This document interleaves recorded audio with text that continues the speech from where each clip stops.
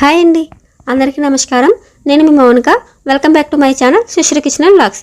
ఈరోజు మనం చాలా టేస్టీగా, సింపుల్గా, డెలిషియస్గా మినపప్పు అనేది నానబెట్టకుండా చాలా సాఫ్ట్గా, స్మూత్గా ఉండే చూసారా అట్లు, చల్లట్లు వేసుకొచ్చండి. చాలా అంటే చాలా బాగుంటాయి ఇవి. ఒకసారి ఎలా వేసుకోవాలో ఏంటో చూసేద్దాం. దీనికి కావాల్సింది 2 కప్పులు రైస్ తీసుకొని దాన్ని శుభ్రంగా వాష్ చేసుకోవాలి. దాన్ని శుభ్రంగా వాష్ చేసుకున్న తర్వాత ఈ మజ్జిగలో నానపోసుకోవాలండి. బియ్యాన్ని అయితే మాత్రం ఈ రైస్ని మజ్జిగలోనే నానపోసుకోండి. ఎందుకంటే మనం వేరేగా వాటర్లో పెడితే కాదు, చల్లట్లు వేస్తున్నాం కదా, అందుకని చెప్పి దీన్ని మజ్జిగలో నానపోసుకోవాలి. మీకు మజ్జిగ సుమారు ఒక 1/2 లీటర్ అయితే సరిపోతుంది. ఈ 1/2 లీటర్ మజ్జిగలో బియ్యం మనం శుభ్రంగా కడిగేసుకున్నాం కదా, ఆ బియ్యాన్ని అన్నీ కూడా ఆ మజ్జిగలోకి వేసేసుకొని ఇదంతా దీంట్లోకి 1 స్పూను మెంతులు వేసుకోండి. 1 స్పూన్ మెంతులు వేసుకుంటే చాలా బాగుంటుంది. మీకు చేదు వస్తుందేమో అనుకుంటారేమో, అసలు చేదు అయితే రాదండి. మెంతులు అనేది అసలు స్కిప్ చేయకుండా దీన్ని కలిపేసుకొని 4-5 గంటలు ఉంచేసుకోండి.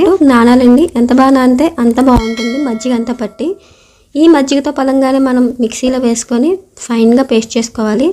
చూస్తున్నారు కదా, 4-5 గంటల తర్వాత ఎంత బాగా నానాయో మీకు. అదిగోండి, బియ్యం అన్నీ కూడా నానిపోయాయి. ఇప్పుడు మనం దీన్ని మిక్సీ జార్లోకి టర్నప్ చేసేసుకొని ఫైన్గా పేస్ట్ చేసుకోవాలి. మీకు బ్యాటర్ అనేది అట్ల పిండి వస్తుంది కదా, సేమ్ మనం దోశల పిండికి ఎలా అయితే తీసుకుంటామో సేమ్ బ్యాటర్ని రావాలండి. అదే బ్యాటర్లో మనం తీసేసుకుంటే కన్సిస్టెన్సీ అనేది కరెక్ట్గా సరిపోతుంది మనకి. చూస్తున్నారు కదా వీడియోలో, అదిగోండి మీకు అదే కన్సిస్టెన్సీ వస్తే సరిపోతుంది మీకు. దీనికి 1 కప్పు 2 కప్పులు రైస్ వేసుకున్నాం కదండి మనం, ఆ 1 కప్పు అయితే సగ్గుబియ్యం వేసుకోవాలి. ఈ సగ్గుబియ్యం వల్లే మనం వేసుకుంటే అట్లకి దీన్ని అయితే రుబ్బవలసిన పని లేదండి. ఇప్పుడు మనం రుబ్బుకున్న పిండిలో వేసేసుకొని ఒక అరగంట పాటు నానబెట్టేసుకుంటే చక్కగా మెల్ట్ అయిపోతాయండి సగ్గుబియ్యం అనేది. చక్కగా కలిపేసుకోండి మొత్తం అంతా, సగ్గుబియ్యం ఎక్కడ ఉండలు లేకుండా మొత్తం పిండిలో కలిసిపోయే విధంగా. చూస్తున్నారు కదా, ఆ కన్సిస్టెన్సీ ఆ ప్యాటర్న్ వచ్చిన తర్వాత మీరు మొత్తం కలిపేసుకోవచ్చు. దీంట్లోకి మనం క్యారెట్, పచ్చిమిర్చి, జీరా, ఆనియన్, కొత్తిమీర, కరివేపాకు ఇవన్నీ చిన్న చిన్న ముక్కల కింద కట్ చేసుకోండి. అవన్నీ కట్ చేసుకొని ఒకదాని తర్వాత ఒకటి యాడ్ చేసేసుకోవడమేనండి ఇదే పిండిలోకి. ఫస్ట్ కొత్తిమీర, కరివేపాకు, ఉల్లిపాయలు, తర్వాత పచ్చిమిర్చి, కరివేపాకు మొత్తం అన్నీ కూడా 1 by 1 యాడ్ చేసేసుకుంటే అట్లలోకి టేస్ట్ వస్తుందండి. చాలా అంటే చాలా బాగా వస్తాయి. ఒకసారి ట్రై చేయండి. మీ టేస్ట్ సరిపోయినట్టుగా సాల్ట్ కూడా అడ్జస్ట్ చేసుకొని ఒకసారి కలిపేసుకొని టేస్ట్ చూసుకోండి, ఉప్పు సరిపోయిందా లేదా అనేది.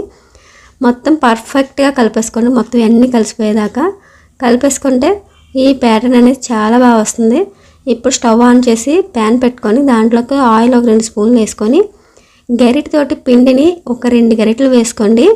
వేసుకొని జస్ట్ అలా మెదపండి. మరీ పలచగా అయితే చేయొద్దండి, ఎందుకంటే మనం మరీ పలచగా చేసిన రావట్లు, అందుకని చెప్పి జస్ట్ కొంచెం వేస్తే. ఇప్పుడు చుట్టూరు కాలిన తర్వాత మనం తిరగవేసుకోవడమేనండి. టర్నప్ చేసుకుంటే అట్లనే చూస్తున్నారా ఎంత బాగా వస్తున్నాయో, ఎక్కడ కూడా ఏం విరక్కుండా అలా డెలిషియస్గా చాలా చాలా సాఫ్ట్గా చాలా బాగా వస్తాయండి. ఒకసారి ట్రై చేసి మీకు ఈ రెసిపీ ఎలా వచ్చింది ఏంటో నాకు కామెంట్ చేయండి.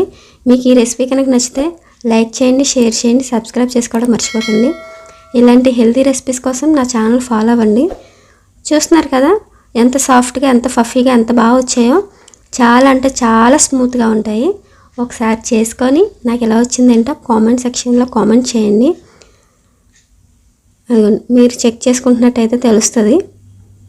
అంతేనండి, ఎంతో టేస్టీ అయిన రెసిపీ మీ సొంతం అవుతుంది. Thanks for watching. Bye bye.